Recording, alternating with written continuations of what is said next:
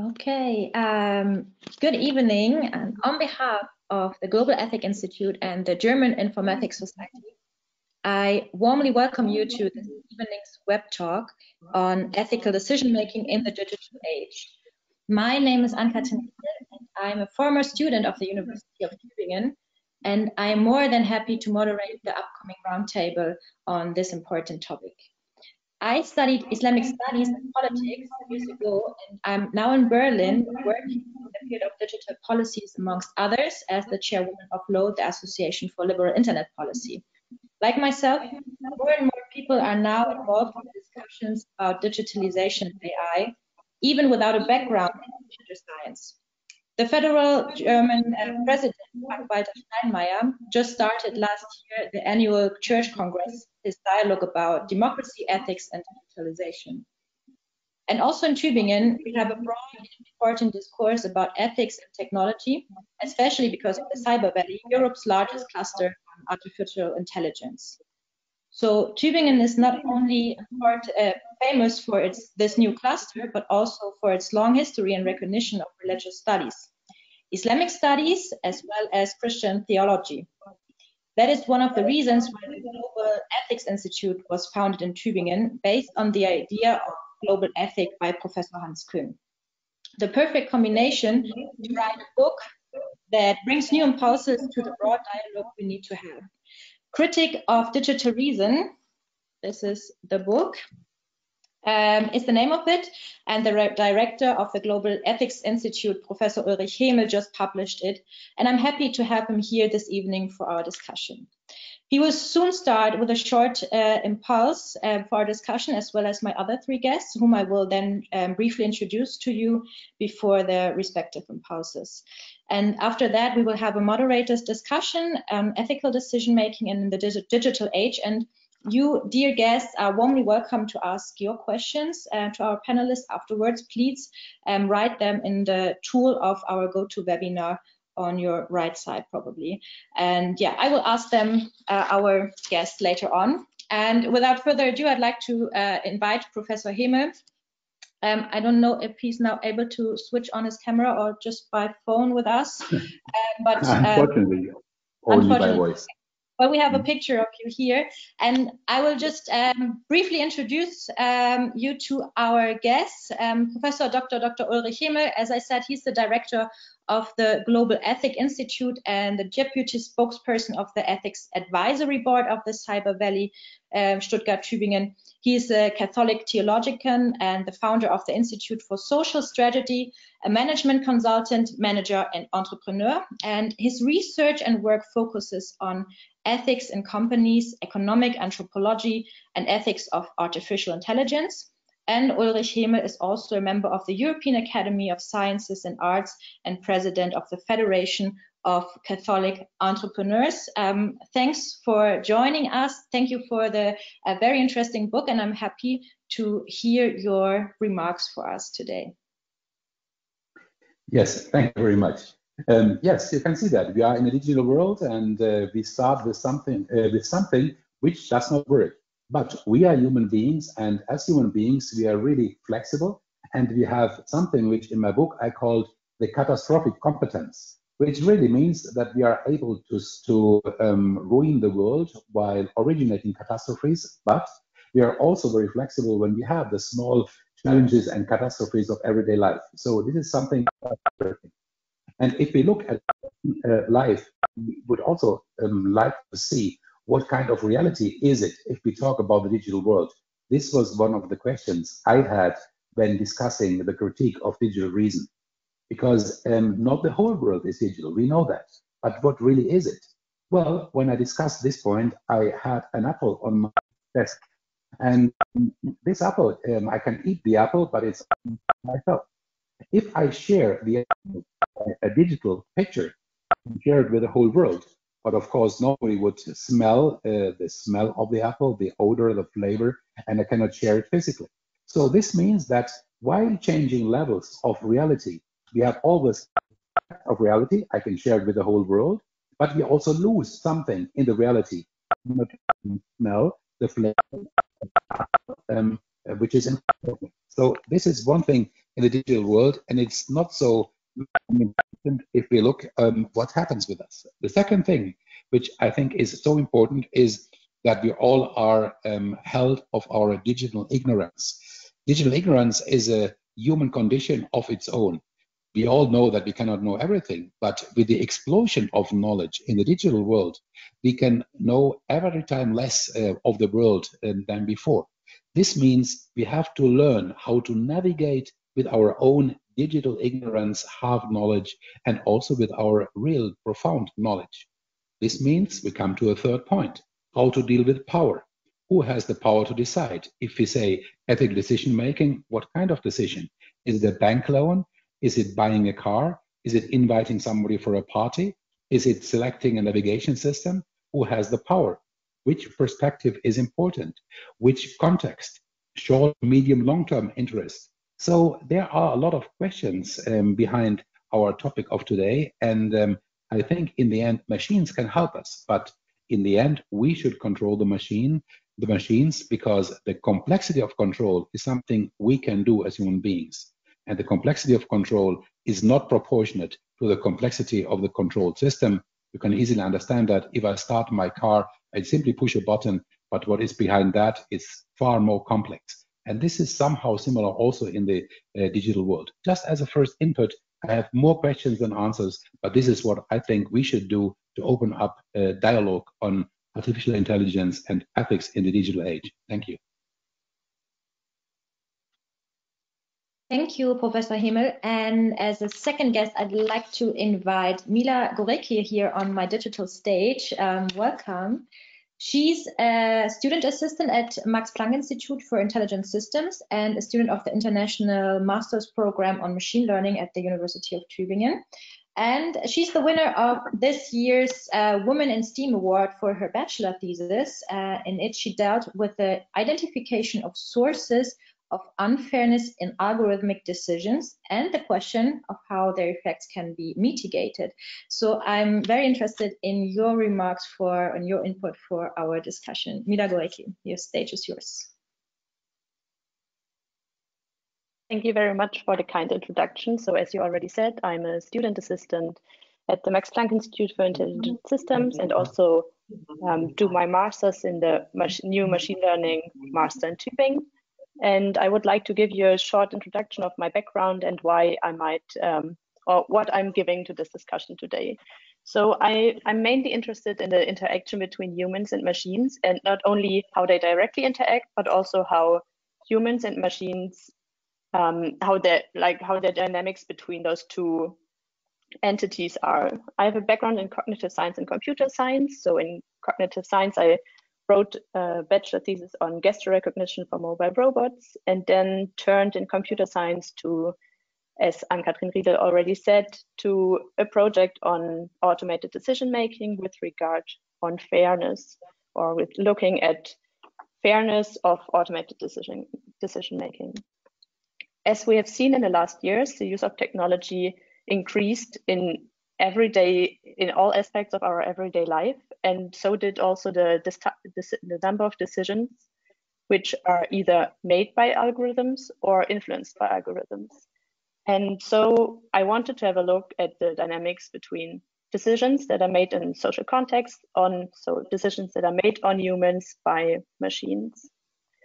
It's quite widespread. The idea is quite widespread that machines are, due to the involvement of math and not humans, a way to neutrally decide who might get a loan, who might get a car, who might get into college, or who might be hired for a specific job. However, this is a huge misconception, and in the last years it has been found that algorithmic systems can not only recreate human bias, but also reinforce human biases. So within my thesis, I explored different approaches to tackle those biases and to approach fairness in algorithmic decisions. And what I found within this project are that there are multiple sources that can introduce bias into the system. There are on the one side biases that are mainly originating from the data. So they're either encoded in the data, like long-term historical biases and stereotypes that might be encoded in specific, for example, in texts or in specific roles that men and women had in society. There might be introduced by the feature selection, so by selecting which aspects of our problem we are looking at and what our goal is. So whether we are trying to measure success, what a good employee is. These decisions can also introduce bias into the system. And then there's on the other side the algorithm and the evaluation of the algorithm that can further introduce biases into the system. Those are the two main sources, but then we should always have in mind that those two things are not isolated, but rather interact with each other. So we have feedback loops between the decisions the algorithm does onto the humans that might be that might generate new data for the next system. So concluding from my thesis, I found that fairness is a problem which cannot be solved by technology and definitely needs an interdisciplinary discourse between people from all different backgrounds, as it is a very non-trivial problem. And studying fairness in machine learning brought up a big number of, several new questions to me. So there's also the question of who takes responsibility for those decisions that an algorithm or an algorithmic system might take. Which decisions should actually be automated, and that is something that not only computer scientists like me can decide, but we have to decide as a whole society. And then we might also have in mind that although the digitalization is rapidly taking over all aspects of our lives, there might be solutions that are totally non-technically and provide better solutions to the problems, not the symptoms that we are discovering in the interaction between humans and machines. So with this, I wanted to show that there are many questions still open in the area of fairness or in the area of interaction between humans and machines, and look forward to touch some of them in the discussion. Thanks a lot, Ms. Gorecki. And as the third person, I'd like to invite Alexander von Gernler here on my digital stage. He is the Vice President of the Society for Informatics, and he's the Technical Ambassador and Head of Research at Genua, a specialist company for IT security. And he has a great personal interest in data protection, IT security, privacy, and of course, ethics. I'm happy to hear your input for today. Thank you, Ann-Cathrin, for that warm introduction, and thanks for the warm reception. I'm happy to be here, and I'm very happy to see that the Global Ethics Institute is addressing the ethical challenges that come along with the advent of artificial intelligence. I think that this discussion will be fueled on a high level, guaranteeing by the Ethics Institute that the discussion will be held with the right philosophical resources at hand. And to be more concrete in my input statement, I want to feature the steps and actions that in my institution, the German Informatics Society, have been undertaken and put to work in about the last 2 years. The German Informatics Society is an institution that aims to bring together academia as well as practitioners, and we try to bring first steps into action that help to get a feeling for the subject that we're dealing with. So I want to make 3 points here.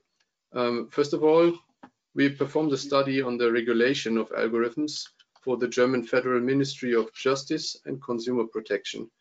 The objective of that study was to analyze the possibilities for legislators that they have for the legal design of the development and application environment of algorithms. In a nutshell, there have been some main insights, namely transparency and traceability, respectively confirmability of AI. After that episode, we got into contact with the German Federal Ministry of Labor and Social Affairs. And they basically have been interested in going deeper into the questions of transparency and testing / auditing of AI systems. And this led to the setup of a research project called Feasibility of Testing and Auditing of AI-based Systems, in which we have been involved. And the project works on a cascade of layers, namely starting from use cases, going to technical standards, to legal requirements, to test and certification, to testing methods, and finally, because it was from the Federal Ministry, of course, policy recommendations. And as a third point, I want to stress that the German Informatics Society has a very active technical committee on AI that works on several academic and practical questions regarding the topic. And one initiative I especially want to mention is they coined recently the 10 questions about the future of AI. So in every field, at some point there was someone who puts up leading questions for the next years, and I think that is what the initiative did here. I think I'll leave it here. I would have more on the history of AI and expectation horizons, but I think I'll bring this in the discussion. Thank you very much. Thank you a lot. And our fourth guest, Peter Dayan, I welcome you on my digital stage. He moved to Tübingen in 2018 and became the director of the Max Planck Institute for Biological Cybernetics. And his research there focuses on decision-making processes in the brain, the role of neuromodulators, as well as neuronal malfunction and psychiatric diseases. He has long worked in the interface between natural and engineered systems for learning and choice, and is also regarded as a pioneer in the field of artificial intelligence. I'm very happy to have you here, and looking forward to your opening remarks. Thank you very much indeed. I'm very grateful for the chance to contribute to this debate. But unfortunately, I have to apologize for not speaking German, so therefore I was unable so far to read Professor Hemel's book. I'm looking forward to learning German enough to do that. I'd like to address three topics which particularly concern natural and artificial decision making. So in a sense, these are I'm going to talk about two problems and one potential partial saving grace. The first problem I like to call computational psychiatry for computers, which is a topic of a recent review by my colleague Eric Schultz and myself. So computational psychiatry is a nascent field that started from the idea that we now know a great deal about how humans should and do make decisions. And so we should be able to leverage that to understand how this can break down in psychological and neurological disease. The hope is to provide psychiatry with a firmer foundation. But an observation is that various problems arise not what you might call organically, but rather in response to ignorance about a nasty, brutish, and labile or changing world. Optimal patterns of behavior in such environments exhibit significant path dependence. They get stuck in what looks like to an outside observer as being maladaptive. Actually, I think this relates to some of the things that Mila talked about too. AI devices will suffer exactly the same issue. So it's great. We can maybe talk about treatment, and nebulous ideas about treatment in the discussion. The second problem is what in English is known rather crudely as the difference between a cock-up and a conspiracy theory. The issue here is how concerned we should be about a sort of super intelligence, something that Professor Hemel, I think, talks about in his book, that in virtue of having misspecified goals, so for instance, in Nick Bostrom's example, to make as many paperclips as possible, will cause arbitrarily bad problems or outcomes for us. I think we do have to be worried, but much more about non-robustness and incompetence, the computational catastrophe that Professor Hemel referred to. Most of the computational problems that we would like to solve properly are radically intractable. They defeat both humans and machines alike. So heuristics and shortcuts are necessary for machines just as much as for us. It's in these heuristics that the problem lies. And the partial solution to the catastrophe relying on humans is dangerous too. Human decisions are ultimately barely more explicable, for instance, than machine ones. Colin Cameron has this fantastic saying that we're like monkeys with a good press secretary. We're far better at finding apparently rational explanations for our decisions than we are at making those decisions rationally in the first place. The potential partial saving grace concerns the issue of self and other awareness, rendered as sort of metacognition or theory of mind in cognitive science. The forms of these that we need in terms of decision making are qualitatively less than the full solutions to what you might think of as the hard problem of consciousness. They're the soft solutions to things like uncertainties about the consequences of choices, or the degree of preferences between options, or the sort of recursive thinking that permeates pragmatics, my beliefs about your beliefs, about my beliefs about you, and so forth. There's huge interest in capturing these in AI systems too. So there's not only, so these systems will be endowed with some of the mechanisms to be unsure about themselves. So in sum, the points that Professor Hemel has raised are urgent and compelling. I focus on decision making, but obviously the questions of identity, ownership, and trust, and so forth, are also very compelling, very interesting to hear about those in the discussion. Thank you very much. Thank you, Mr. Dayan, and I welcome everyone now to our stage, and I would like to start with our discussion. So please turn your cameras on. Yeah, perfect. And I'd like to start with a very soft question. So there are a lot of working groups and boards on ethics, and I am also a member of a working group on ethics and digitalization. And some say we talk too much about ethics and we prevent too many business models because of that. What do you think about that? Do we talk too much about ethics? Is our talks like these today obsolete? If you ask somebody working at the Global Ethics Institute, the answer, of course, is no, because we don't talk enough about that. Because really, we must know and understand how should we behave, and how should we behave in the interaction between humans, and now, which is new, in the interaction between humans and machines, and even considering the interaction machines and machines. And this is really a new perspective. And one thing is very clear. I'm talking now as a white male person of a certain age, which is a completely different perspective than talking as a 10 years old, female, near teenager, out of Africa or some other place. So the difference of perspective is something deeply inherent in our human condition. And we have to reflect how can we create conditions of fairness in a context of a digital world where we, in an application, normally can only select one perspective.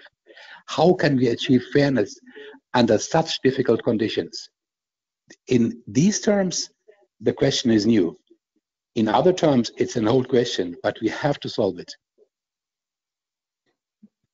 I think into Professor Hemel's view, so one of the issues that people like Bostrom bring up is that there's very urgent to talk about these ethical issues now because of the rate of the pace of improvement and speed of a change of these systems. So they're going to take us over in a few years if we're not careful. But do you think that the time issues are particularly critical at this point?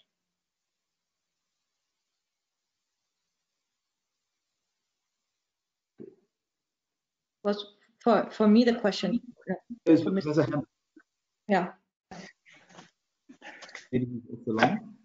Can you repeat the last, because it was not clear, the last transmission?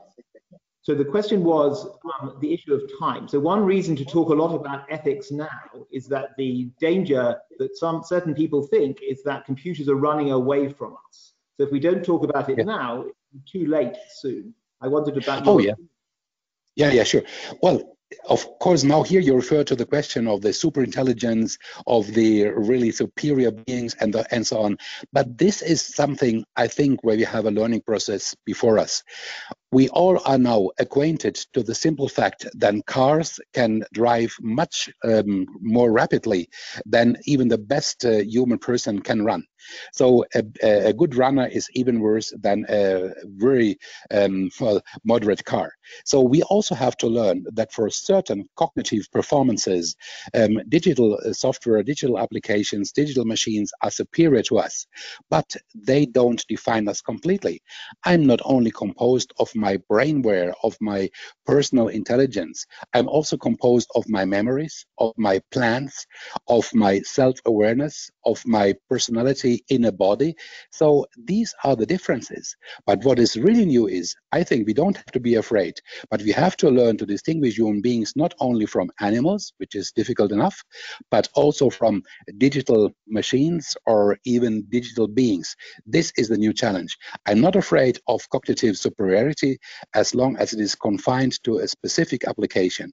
So this is what usually is the weak AI, but we will go and have steps also to the strong AI. This is one of the challenges. I know that. Thank you. May someone add something to this question? Otherwise, I have another one. So maybe just for our German guests, because as I said, our federal president, Mr. Steinmeier, started a dialogue with the public regarding ethics in AI, and also our German Bundestag with the Enquete Commission on AI just published their results. Do you follow these dialogues and their outputs, and what do you think of them? Do you think it's a good way to start this dialogue as the parliament or as the president? And what do you think about the outcomes so far?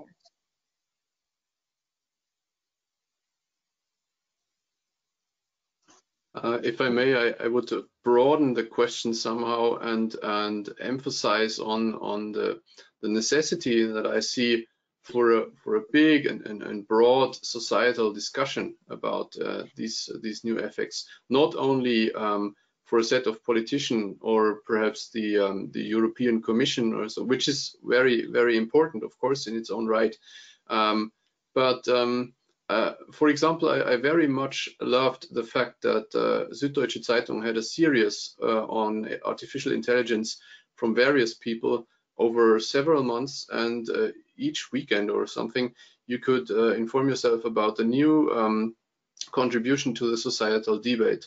And I think because I also work in the economy, acceptance and trust are very important if you bring some new system to the people. Either it's a car, I mean, car was mentioned as an example, but also, and worse, with AI, I would not so much use the car analogy, but rather the voting one. So if you have a voting computer, then you have to trust that the voting computer is doing the right thing.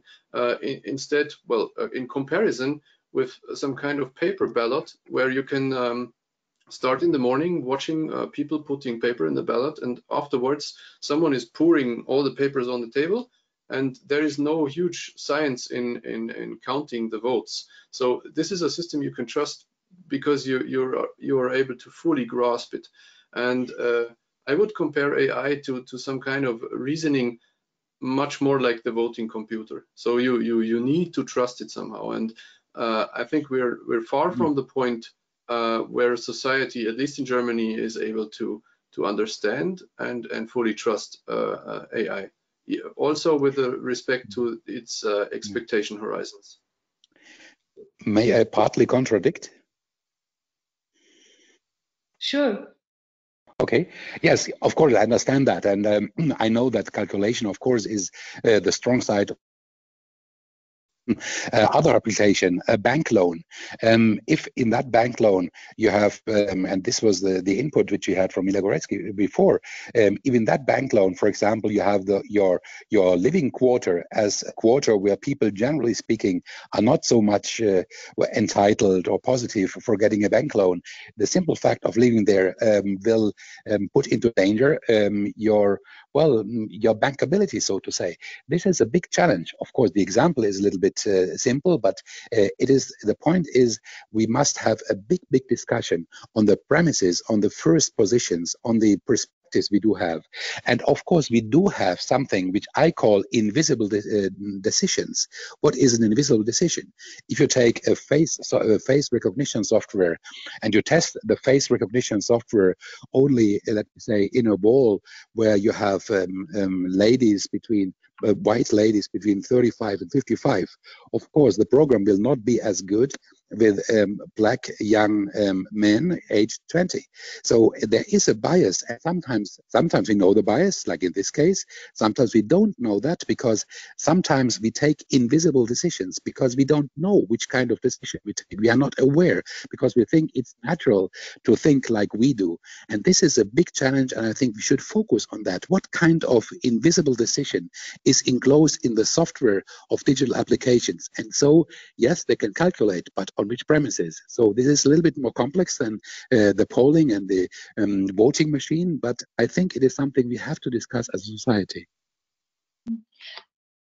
Yeah, please go on, Mr. Dayan. So I agree with that. And on the voting, I would say, of course, the hanging chads tell us that paper ballots are not without their problems as well.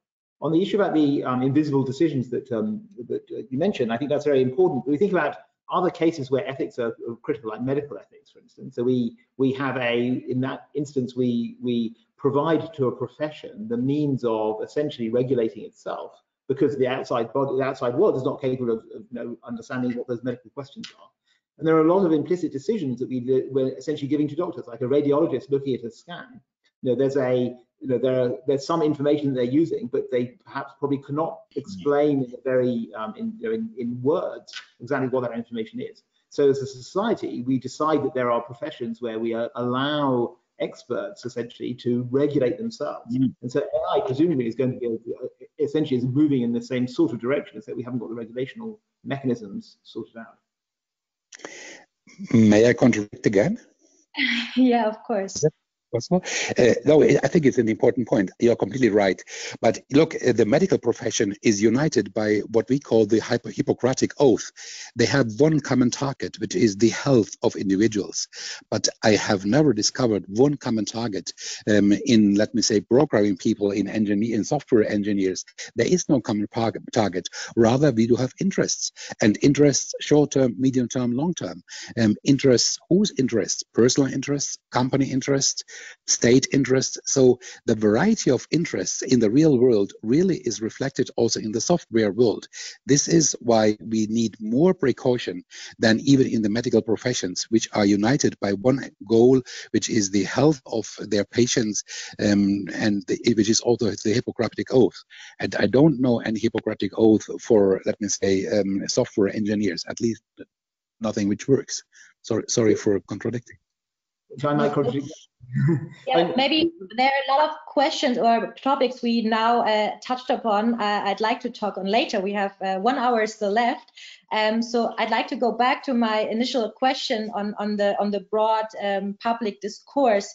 So maybe Ms. Gorecki, did you follow what the Enquete Commission published, and do you think they are really addressing all these topics we now touched upon on several times, like about this topic you addressed also in your opening remarks on bias, and that we need to do something against it? Or really, do you have the feeling that our policymaker understood the problem we have here so far?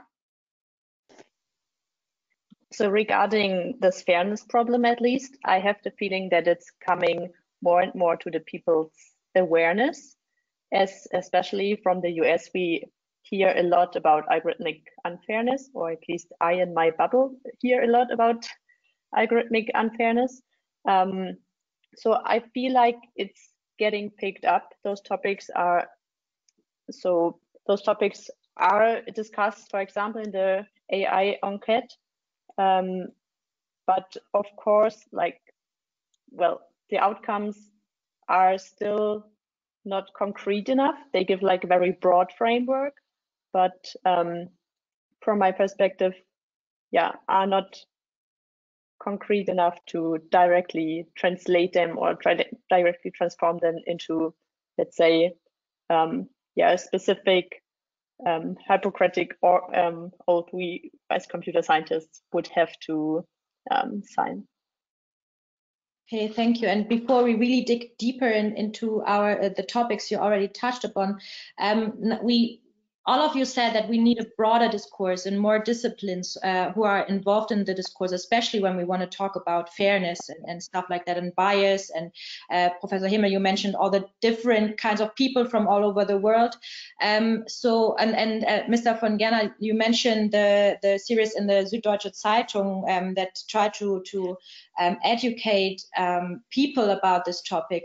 Do you think there need to be more education, especially for people at every age? So, for example, Finland, the government of Finland introduced the program, maybe you heard about it, Elements of AI, is a tool or something like a webinar for every Finnish person so that they can learn about the fundamental basics about AI. Do you think we need more education about what AI, machine learning, algorithmic system, and so on are, so that we really can have a good discourse? So, because now everyone can say something about this topic, but do people really understand what AI is? So what do you think about that? If I may, I think in every time of ages of humanity, society has always had the need to educate themselves and mostly their offspring about the things in life that to this age have been important to know. So if you go back to medieval ages, it was a different skill set and a different way of understanding the world, but you certainly had to somehow understand how that world was seen and which skills were important. And following that argument, yes, of course, I think when you're surrounded by digital platforms more and more, and algorithms all around you making decisions based on the way you live, or the location you live, or the money you are able to spend, or your political opinion, or whatever, I think it's just an equality of weapons, or a kind of fairness towards the single subject that they understand what is happening around them, and so they can react to that. I wouldn't even say we can reach a level of equal fairness, because the other party holds so much data about you and your other fellow citizens, that equality cannot be spoken of. But without awareness, we're all blind. May I add something to it? Yes, I would like to add something to that. Because what we experience right now really is an epochal turn. It's a different era, like the transition from nomads to agriculture. Why? Because we are all going into a hybrid form of existence. And I think even in our identity, we are threefold. We are the physical persons, as we are and move, and everybody knows us, but all of us are already now digitally extended persons. This is my second self, my second persona is this myself with my smartphone, because here I have all my personal data and so on, and even it is partly recognized as part of our personality. And the third thing is what you mentioned right now, is that we have a third kind of self, a third persona, which is our cloud self, so to say, because there are elements of us, knowledge of us in the cloud, and it is not accessible to us. In former times, psychologists said this is the unconscious or subconscious, but I think we need more transparency, and we need more, as you say, equality of conditions, which means we must strengthen the rights of the individuals in front of big digital companies, because we should own our own data. This is a strong point. Maybe we can go on to this point a little bit later. I fully agree. Maybe, if I may, I'd like to add also, because you said we're connected with our smartphones. I think that belongs also regarding the state when it comes to spy software or something like that by the state, or what they want to see of us. So, but Mr. Dayan or Mrs. Gorecki, someone of you, I think, wanted to add something. Who would like to start? Okay. So I think the education, of course, is we educated, so obviously education is very important, but the field as a whole doesn't understand how many of these advanced mechanisms actually work. So you say, take some of these very big deep neural networks, for instance, which are the things which have revolutionized aspects of AI in the recent years. So there's this very active research area to try and understand how these mechanisms actually operate. And so therefore education, although it's a fantastic thing to do, we don't even have the answers. The technical field doesn't have the answers, let alone being able to convey them in a way that everybody can understand. That's correct. Well, yeah, please. Hello? No, Ms. Gorecki, she wanted to add something also before. Okay, yeah, I basically just wanted to, so basically I'm agreeing with all of you that I think the main answer is, well, of course we need more education and we need communication of what scientists are doing or what they are working on, also in order to allow people to trust in the technology that they face in everyday life. I only wanted sorry, to extend this to not only educate people more on AI, which we were focusing now mainly on, but also educate people more to understand digitalization and enable people to work with the digital tools they have at hand. So like the smartphone, for example, we already said it's now until now it got part of our identity and it got part of what we are supposed to have. So I would like to make the point that we also have to make sure that everyone gets access to this new kind of world, to this new digital world, yes, starting with the offspring, but also talking about people from different socioeconomic backgrounds. Yeah. I think this is a really important point, because you are talking now about what we should call digital participation or digital inclusion. And this is a really important point, and it brings us to the issue that the digital world also addresses some social questions, the question of justice, the question of equality. So if we don't have equal access, we do have a problem. Look at Corona times, what we had, the remote schooling really was addressed differently in well-off households and families. Course a challenge, and I would not only say make the point of digital education, which is so important, but I would also include the point, this is with the former part of the discussion on digital human rights. We need digital human rights, and I think this is important.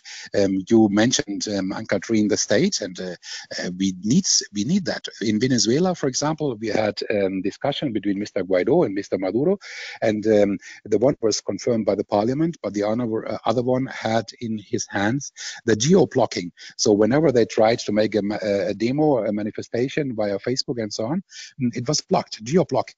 So as a citizen of that state, I would like to have an international digital court, international cyber court, where I say, okay, you state offended my digital rights.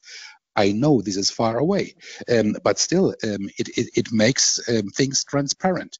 In the same sense, I think against the state, we need something like a cyber arms convention which bans them, because we banned nuclear arms. Why can't we ban cyber arms? Because we do need a concept of responsibility, and the responsibility is human responsibility. Machines are not responsible in the same sense. This is different. So I think we need this part of the political discussion, but also the part of the social discussion, which goes into the direction of digital inclusion, digital participation.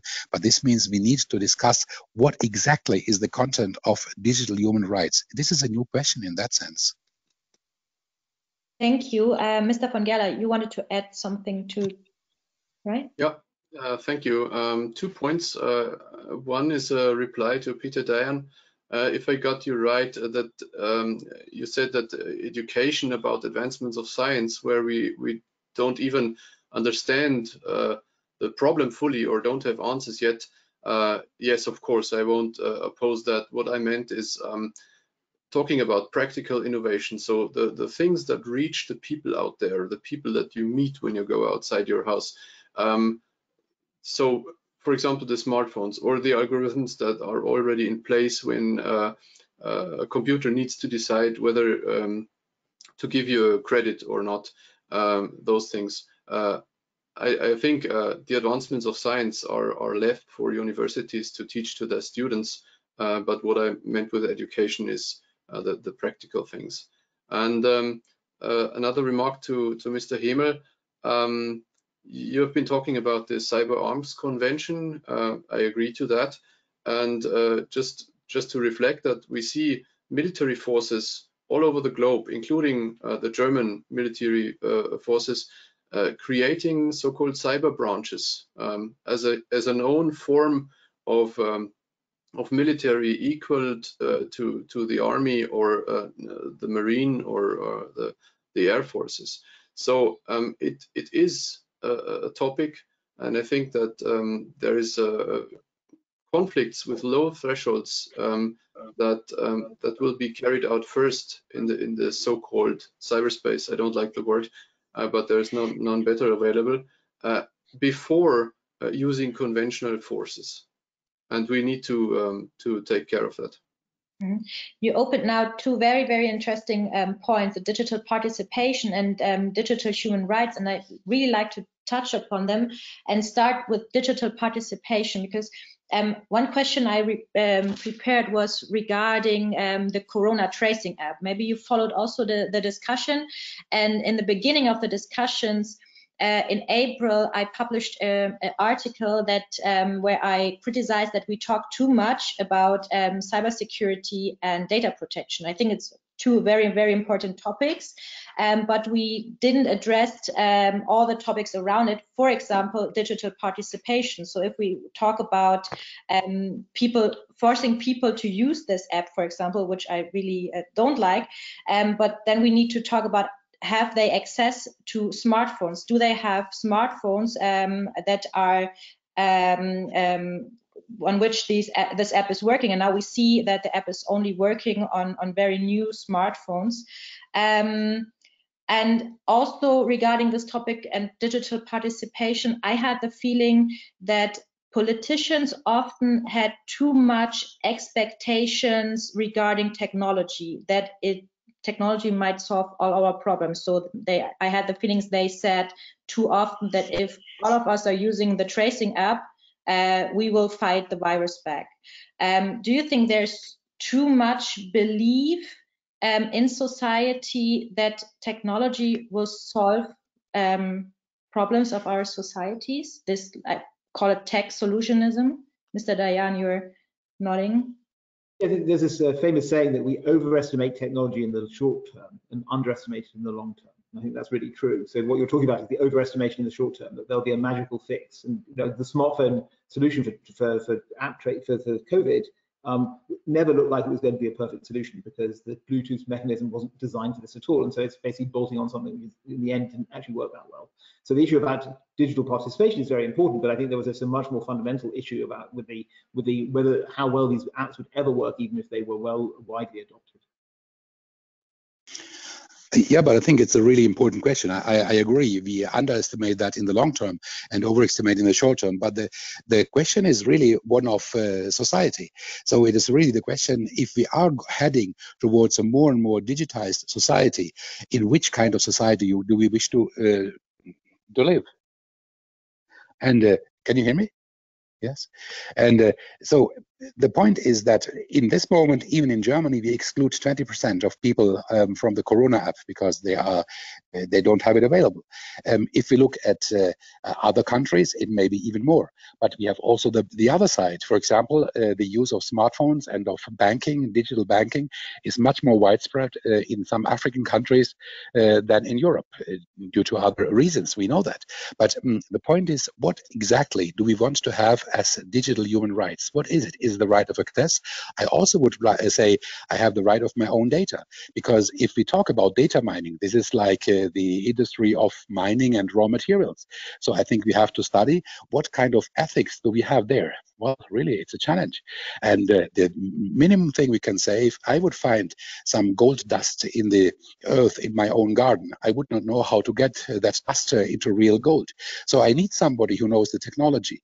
But what happens right now is that we, as the producers of data, of the, let me say, who are really making them, we leave them completely to the companies, which means that the country having gold mines does receive 0, and the exploitation company receives 100. This is not right. So we have to find solutions over there. I think there can be some solutions, but the first thing before finding solutions is to address the issue and to say, here we have also an issue of justice and of participation, and in a very, very general way, because funny enough, maybe you have observed that, the value of the American Stock Exchange increased, but mainly due to the 5 big digital companies. Otherwise, it would have gone down in the Corona crisis. So what does it mean in the sense of equality of chances, of equality of access, and all these matters? I think the matter of human rights, digital human rights, is really of crucial importance.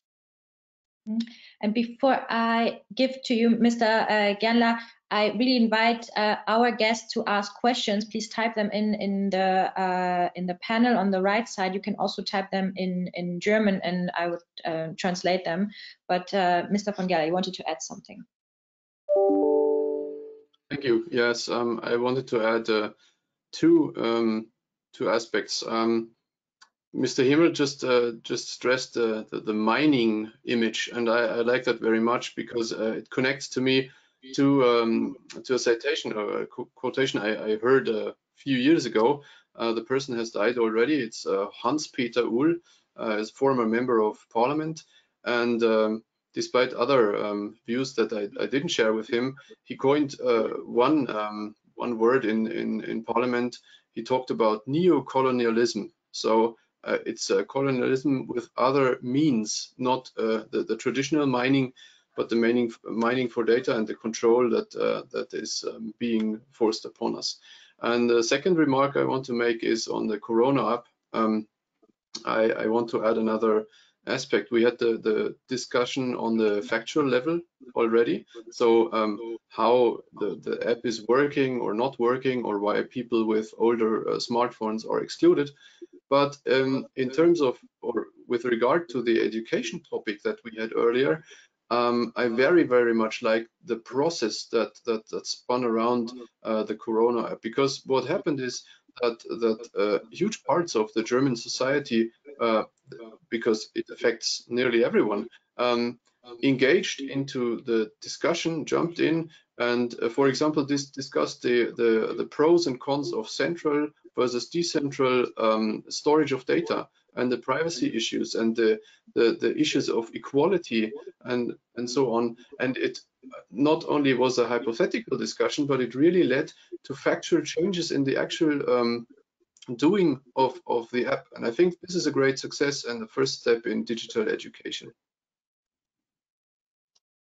Yeah, thanks. I think so too. Ms. Gorecki, do you want to add something? No? Okay. The topic of... Yeah.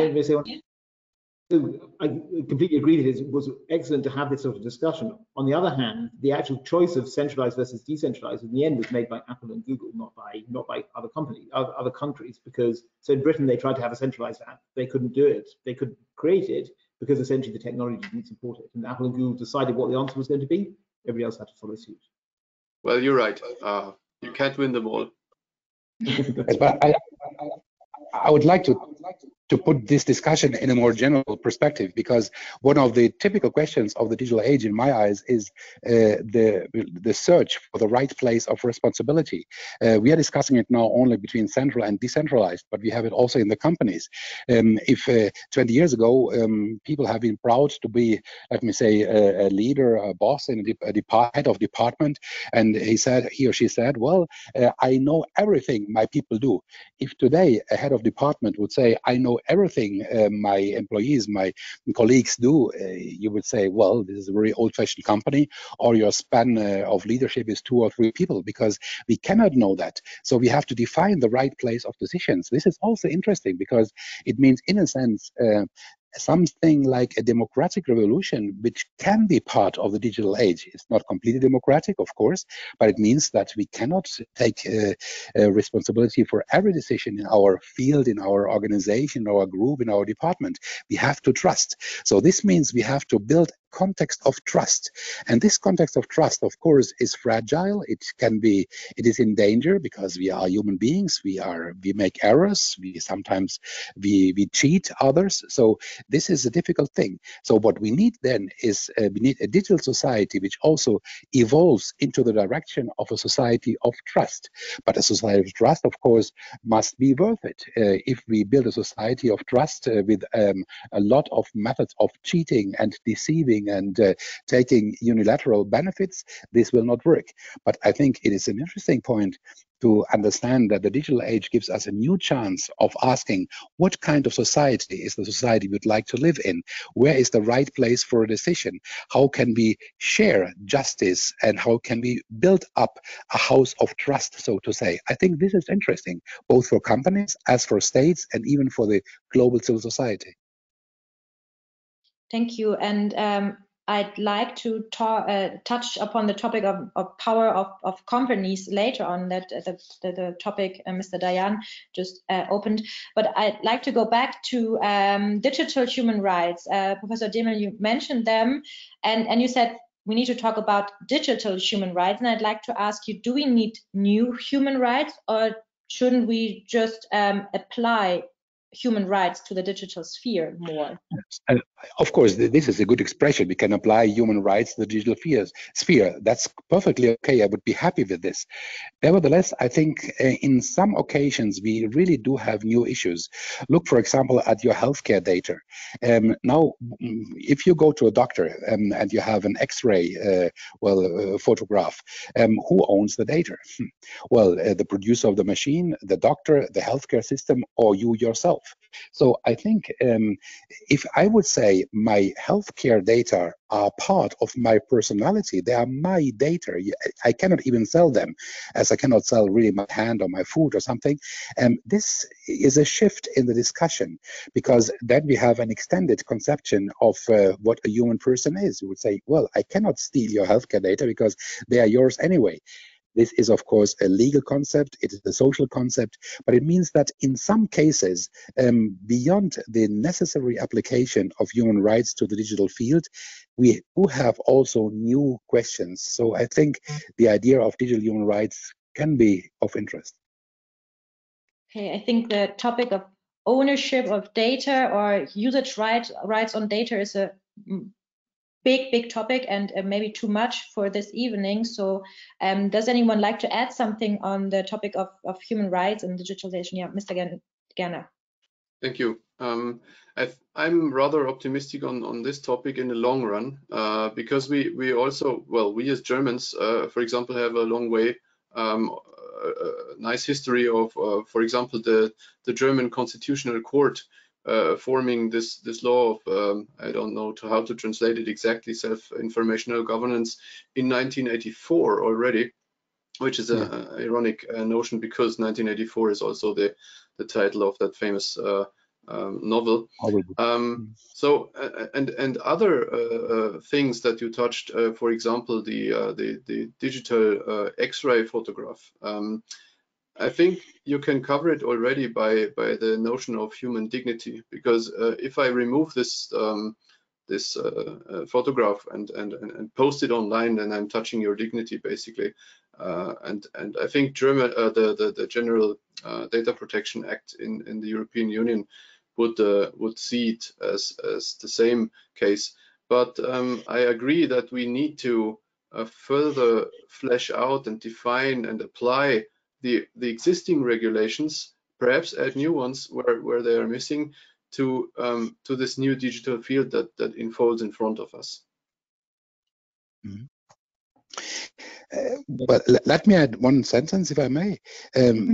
What you say is completely consensus in European societies, but we are not only, we are in a conflicting world sometimes. And I think, especially in the digital age, we have to see the big difference between a very much commercialized approach to the digital world in the United States, a very much state-based approach in China, just to give some examples, and a person-based approach in Europe. You mentioned the data protection law. And I think this is worth mentioning, and it's even worth developing much further. What could be a person-centered, a human-centered development of rights and of duties in this field? It's also a matter of duties, but this is something where it could be unique in the European tradition, which is a tradition of placing the human person not so much in dependency of the family, of the state, of organizations, but really gives a central value to the human person. And this is for me the background when I'm talking about digital human rights. Of course, it deserves more development, sure. I agree. I just said in the long run. So I'm not claiming that in the current situation we are optimal. Mr. The one issue here is the extent to which people actually cherish those digital human rights that I think we all agree are so important. So people are it seems that people are very willing to sign over their data. So it's not that you don't get anything in return, because we get the ability to have tailored search results and news feeds and stuff like that that we all seem to like. And so even given knowledge of the potential dangers of giving over data to some of these large corporations, people seem to do it surprisingly willingly. And so that, I think, is going to be an issue that perhaps it comes down again to another educational issue too. Well, but wait a minute. I completely agree on the one side. On the other side, I must say that we, in ethics, in value questions, we always have to see both sides, the individual and the social part. If I have children, but they are grown up. But if I would have a small child, and I would say, okay, now we throw the dices, and I sell you my child. This is crazy. You would say this is never possible. This is out of reach. So sometimes we as a society, we put boundaries to actions of people where we say, okay, this action is not able of a human consent. So it is void, it is nil. And I think this is important. And in this new digital field, we sometimes forget about that. We need to develop a new social consciousness of ethical values and, let me say, ethical minimum standards concerning photos, concerning hate speech, concerning behavior. And this is something which is part of the human being. And we need, in this point, individuals, but you also need the legislator and we need institutions. So we need really a joint effort for doing this. But then it seems to be natural. Oh, it's clear. I cannot go to my neighbor's house and steal something because I simply like it. So this is a social development of values and even of maybe sometimes even of implicit laws, so to say. But this is a long way to go. We have to discuss that. We are now still in the bonanza period of the digital age, and I'm quite sure that we will have much stricter limits to what is allowed and what is not allowed in the future. But it is an evolutionary path. Thank you. If I may, I'd like to take Ms. Gorecki more to the discussion. So, Professor Hemel, you just mentioned we need more consciousness regarding our photos and everything, and I would say more consciousness regarding our data and information we produce in general. So, Ms. Gorecki, you work a lot with data and with which AI systems are trained, and I'd like to know from you, should we differentiate more between algorithmic systems and data? And there's this famous saying, garbage in, garbage out. So how can we ensure that the data we use to train the systems is ethical? So we want to talk about ethics. How can we ensure ethic data? So maybe starting at your first point, so whether data and algorithms are something different, kind of, or whether they are kind of mingled. I would say, well, basically, you have a data set, for example, and then you train an algorithm on it in order to get a model that then interacts in the world, or that is then applied in a specific context. So we definitely can separate data and algorithms, and we can also, for some cases, separate the biases that come with the data or with the algorithm.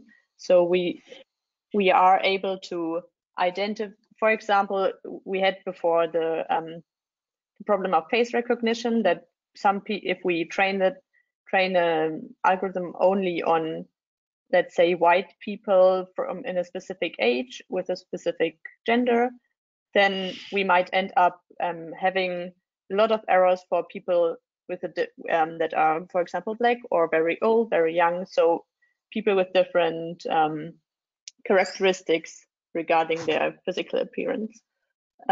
So we can identify specific sources of bias in the data and in the algorithm. So in the algorithm, it will rather be something like the evaluation, the target value, how misclassifications or misdecisions are, how costly they are. But at the same time, we have like an interaction between data and algorithms. So they will both also interact and create new kind of biases. So that's for the first part. What can we do to like ensure ethical decisions, or what can we ensure to have ethical data? I guess an important point is regarding the data, to look at, or regarding the actual task that we have at hand, what kind of problem are we trying to solve here, and which aspects do we need to take this decision? So which features, for example, from the people, which do we need age in order to decide whether someone gets a loan or not? Do we need their zip code in order to know whether the person gets a loan or not? Those are might be both features that can represent, for example, from which socioeconomic group you are coming from, or how much money you might have already like summed up in the course of your life.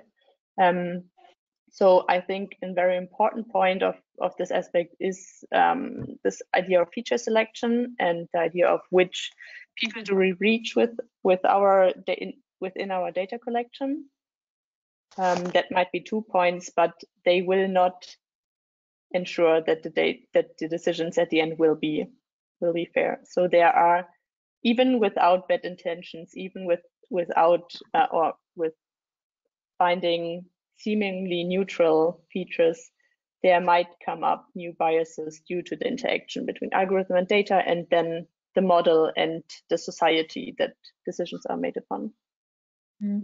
If I say very generalized, that the more data I have, or with the more data I train my system, the less bias I have in a system. Don't we maybe have then problems with collecting data, especially when it comes to data protection rights? So maybe I have first a question back. So you were asking like whether more data is always better? Was that like your first question? No, if I assume this, so if I need more data to train my systems better, to make it more fair, for example, but then we have here in Europe like the ruling that we are just allowed to collect data, especially personal data, which where we have a need for, which we are allowed to use. So sometimes it can be necessary to train systems, I think, to ask for the gender of a person, but you're not legally allowed to collect this this data. So do you think there might be a problem regarding digital or data privacy laws and the need to train our systems better? Well, sorry. Please. Go ahead if you want to. Okay. So first of all, I think the main problem of for example, having sex or age as a specific feature and using it or asking for it and having it available as a feature, that will be problematic with the data protection law. I totally see that. On the same time, just deciding not to use specific features will not be sufficient. So, for example, with sex, we often have also other features that are highly correlated with this feature, and then if you we cannot prevent having sexual disparities or racial disparities just by not having this feature within our data, because there will be correlations between those features, and then we can, like, saying it in an evil way, we could first predict what this feature would be and then use it, which is obviously like not the way to do it, but at the end, not using those features is not the solution to, or is not the solution at the end.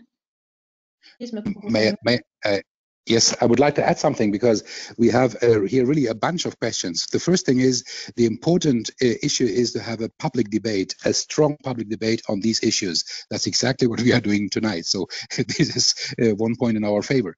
The second thing is, even with the European data protection law, we have the idea coming from the medical field, the idea of the informed consent. So this means you have the information, and having the information, you say, yes, I like to share these data.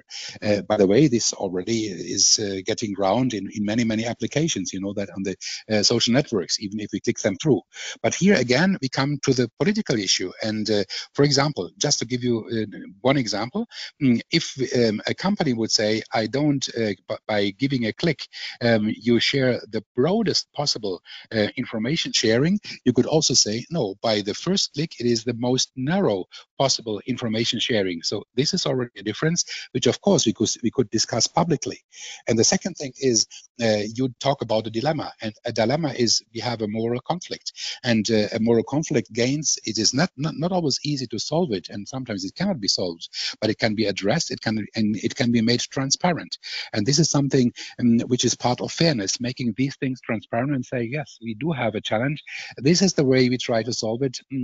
Do you have any better solution? And the third thing is, I still think digital inclusion and digital participation is a matter of discussing the relationship of power between the consumer and end user and the digital company. If I take my car and go from A to B, this is a simple thing. In China, you cannot sell any cars without giving your mobility data to the state. Okay, this is not the same in Europe, but nevertheless, if I use the data, I generate the data, and the car producer has these data, and Tesla is so valuable because they have so many data, then of course I said, what is my share in that? And here I think we could find other creative ways. In my eyes, for example, we could discuss publicly if the use of data generated by myself is not something which I would have the right to give into a public institution. In my eyes, it is something I call the cooperative, the public data cooperative, so to say. So we have that in Germany with the GEMA, with the VG Wort, which means these are institutions where I give certain rights voluntarily. I'm not obliged to, but I do it if I like to. And then in the end of the year, I get a little share of the income generated by playing music or by publishing text and so on. And why should we not apply this same kind of law to our data?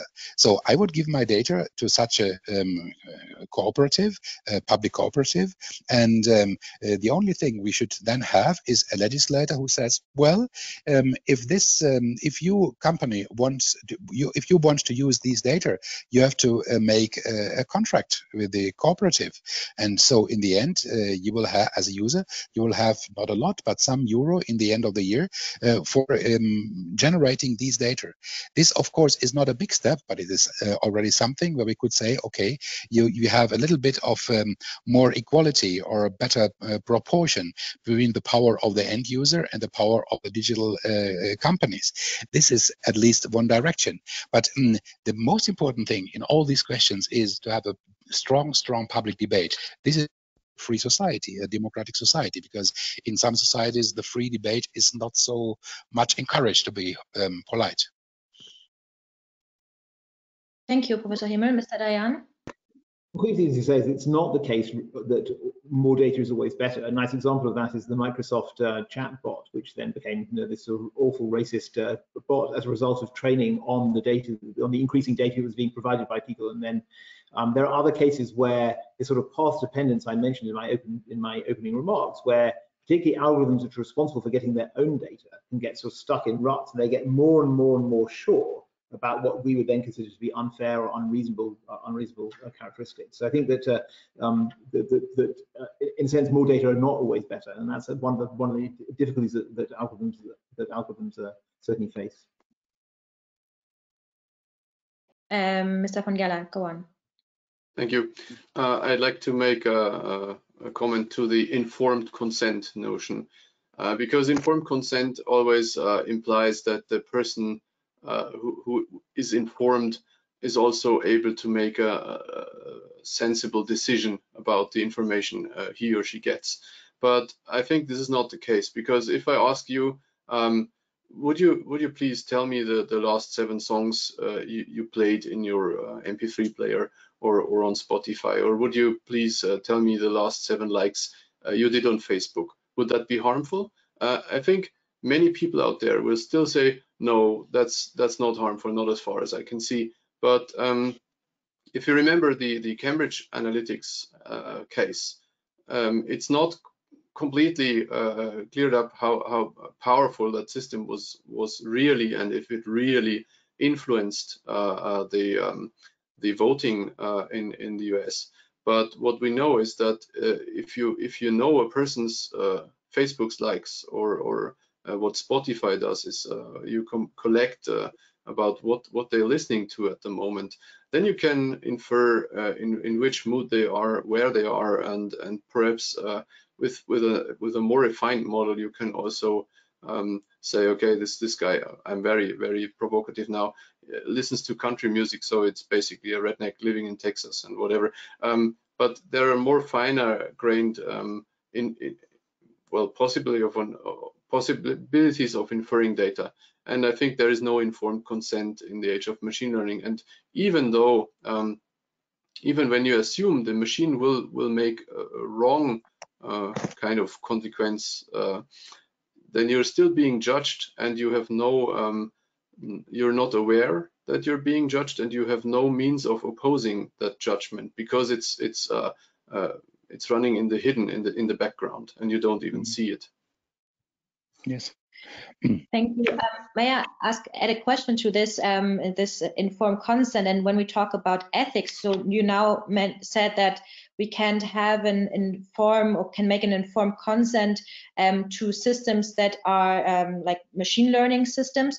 But I would argue if that even if I click on a cookie banner on the web, this isn't a really informed consent because I need to read too much. So there's a German activist for civil liberties, Katharina Nokkunen. She wrote a book and made a test by herself and tried to order a pizza. So she went on the website pizza.de and read all the consent and the privacy policies, and then wanted to pay with PayPal and had to read all of this, the privacy policies. And she said she would die of hunger because it took too much time to read all of this. So I'd like to hear from you also from this ethical perspective. Can we really have a informed consent in the digital world? Yes, I think we have to distinguish. Of course, you are completely right. We cannot do that process for everything. Remember, the notion of informed consent comes from the medical sphere, for example, before an operation, a surgical intervention. So we talk about what we call decisions of a certain importance, and this is exactly the thing in the digital world. Clicking a cookie or clicking a consent to general conditions is so easy, and it's not important for us. This is the important thing. Human beings are quite good in setting priorities, at least normally. So we say, it's not my priority to read all these instructions and bylaws and so on. I simply want to eat a pizza. Yes, sure, for sure, because we are rational in that sense that we say we pursue our path. I'm hungry, I want to eat a pizza, click, click, and I get it. This is, of course, a difference. But informed consent, therefore, means in decisions of a certain ponderance, of a certain importance. These decisions also exist, for sure. But we have to discuss where does it start? Is it the same for everybody?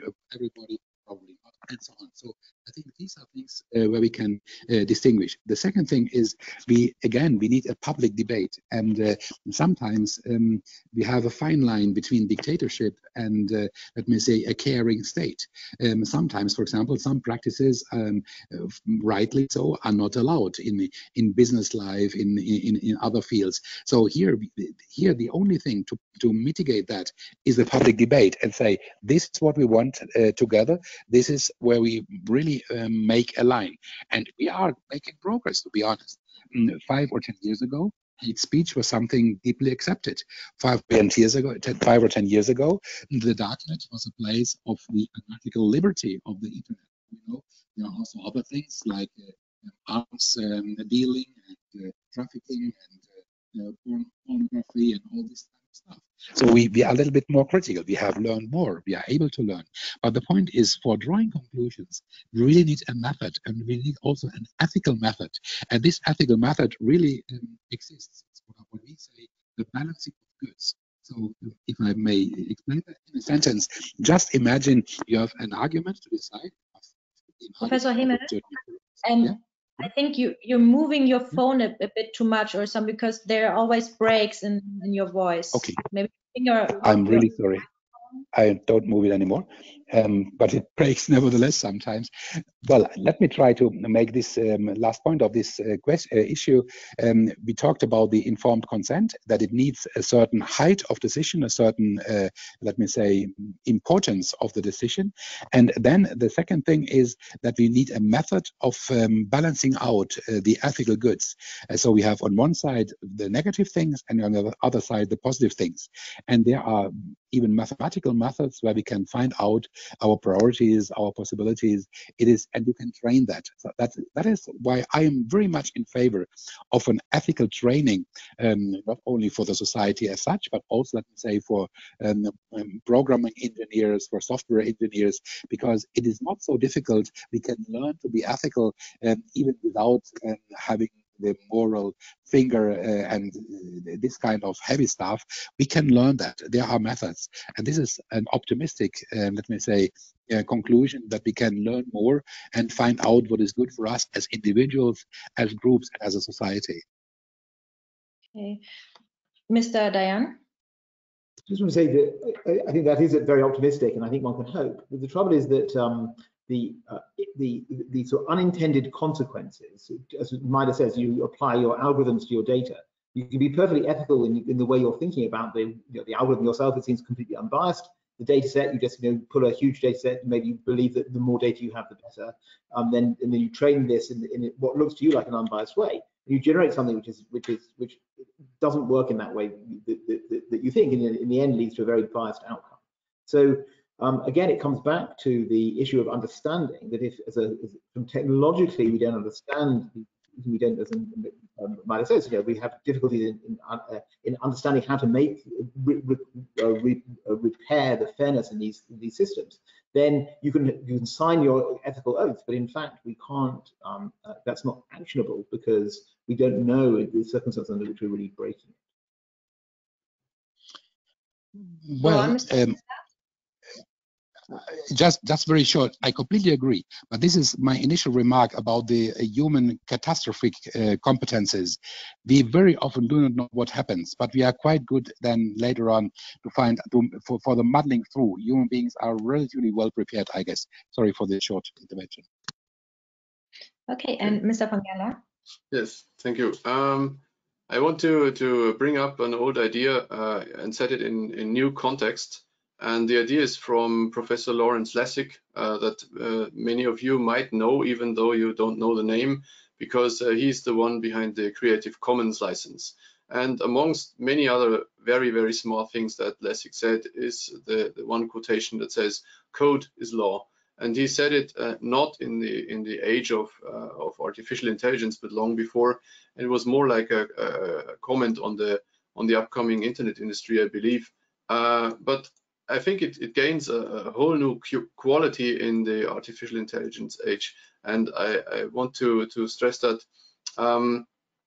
whenever you are entitled by law to some right that you have against the company, if the company's website doesn't have a button that allows you to actually fulfill this right and do this action, then code is law. It prevents you from having an easy way of getting what you're entitled to. And of course, you can try and see how you can call up Amazon.com. You don't call them, they call you, right? So if they don't want to, then they won't call you. And if their algorithm doesn't see a button or a pathway that gives you this certain right, it's not so relevant what coded law is saying about your case. I would add to this. No, sorry, I would add to this or extend it a little bit and even argue that the cartographies that, for example, we then later use for, well, I start anew. Maybe just imagine that you have like a box that you have where you have to fill out, for example, your gender, your address, your family status, something like this on the website. Then this data might later be used, for example, to train an algorithm to decide something.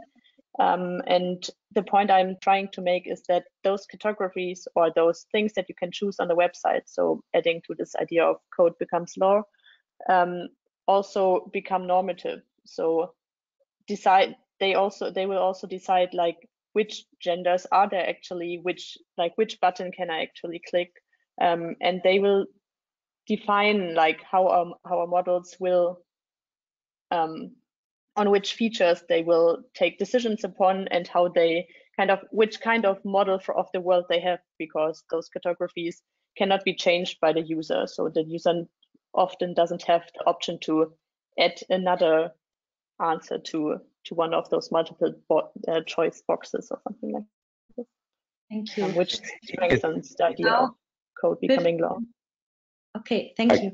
We have now 15 minutes left in our discussion, and I'd like to touch upon a topic we mentioned several times. Ms. Gorecki, is ethics part of your students' master's program?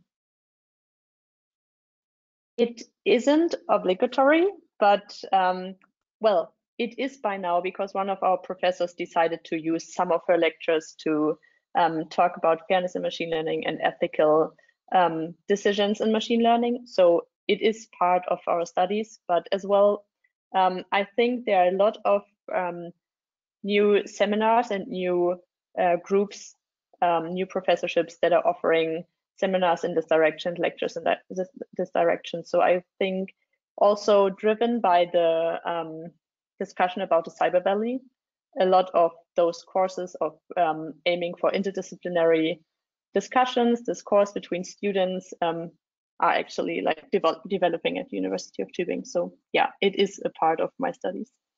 Okay, thank you. And do you think it needs to be a required seminar in computer science? And what do you think about an ethical codex for computer scientists?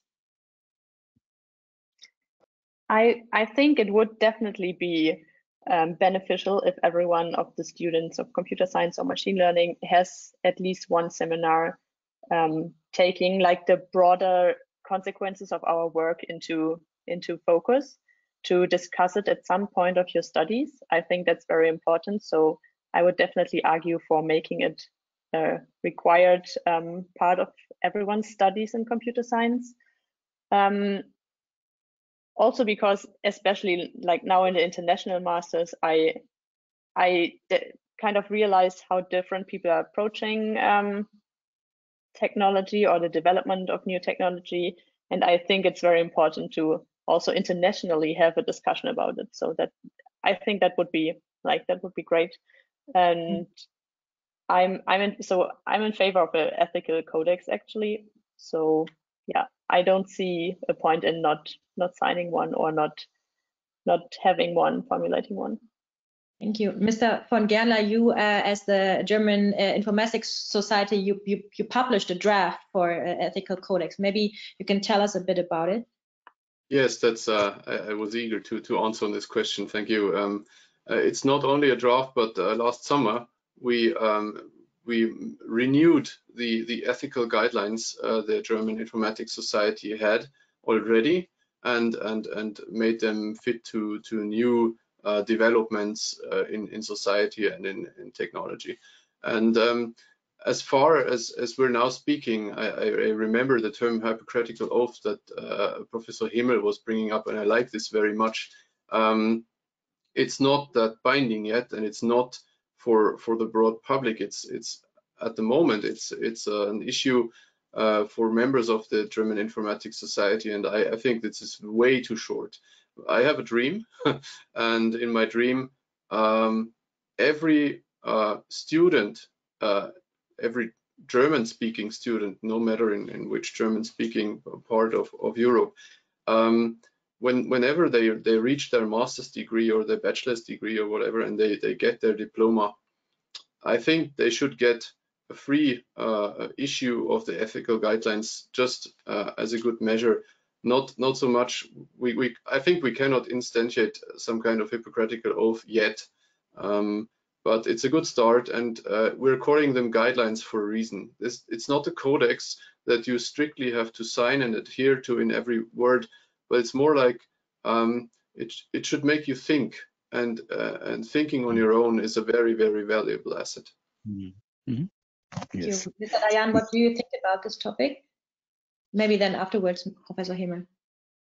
So I think the issue about a codex, I think, is it comes back to the question that I was asking before, which is that we can be ethical about we can sign a declaration of ethics, but in the end, the way that becomes actionable is complicated because, for instance, the issue of how it is that our algorithms, which look very unbiased, that we create, can never obviously be used they can be used in a way that, even if they use in a way which we intend, they can lead to very unfair consequences. So the coming back to Hippocratic Oath, you're quite right that doctors sign this Hippocratic Oath, because if you step back and look at healthcare in a country like America, for instance, as a system, it's clear that it's not only being used in the service of patients and of healthcare. It's a huge industry which has very substantial financial implications for all concerned. And so even the Hippocratic Oath that individual doctors sign leads in a system to something which does not serve the public, does not serve individuals in the way that we intend. And I think the same would be true. The danger is the same, of course, is true for a codex, even worse when we understand so little. Thank you. And Mr. Hemel. Yes, thanks a lot. Well, it's not very surprising that I'm in favor of such an ethical approach. I think a codex must be a living codex, of course, and we have many codes, but I think we are converging towards a common code of conduct, a common code of programming, a common code of AI. I think the many items we do have on the table, in a way, are converging. But the most important thing, in my eyes, is exactly what you say: give good reasons. Ethical reasoning is something which we have to learn. We want to have good reasons why are you doing this, and then we have an answer because, and so on. And is it a good reason? No, it's not a good reason. I'm getting drunk every evening. Why? Because it's so funny. Well, but did you think about the consequences, and so on and so on? So this is everyday talk, but we have to apply this level of ethical expertise also to the new digital and AI world.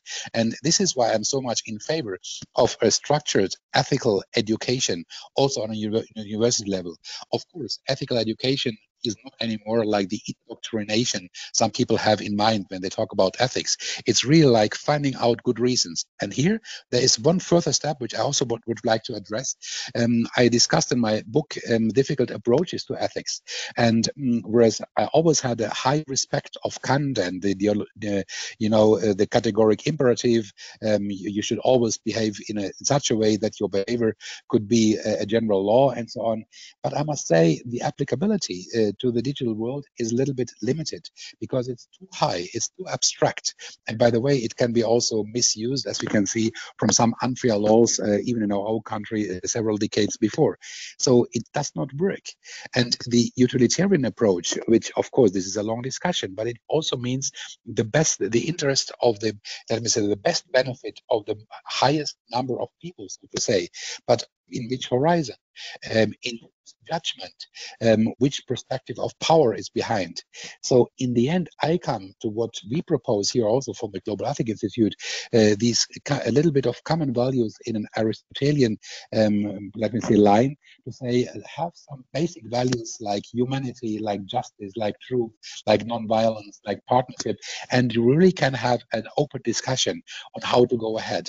And this is why I say we do need a general criterion. This is also, let me say, the concluding line for my argument in the book, that we need to have the discussion: does a certain digital application, a digital program, increase humanity or decrease humanity? Does it promote human behavior or inhibit or make impossible or block human behavior? There will be discussion because people see things in a different way. But at least it means, yes, we do need an ethical education also on university level and as a part of the simply of the professional baggage, professional luggage of each person dealing with AI and, well, the digital applications. Thank you. And even though I have still a lot of questions, and I really hope that we can go on with this discussion maybe someday in Tübingen when I come back to this wonderful city.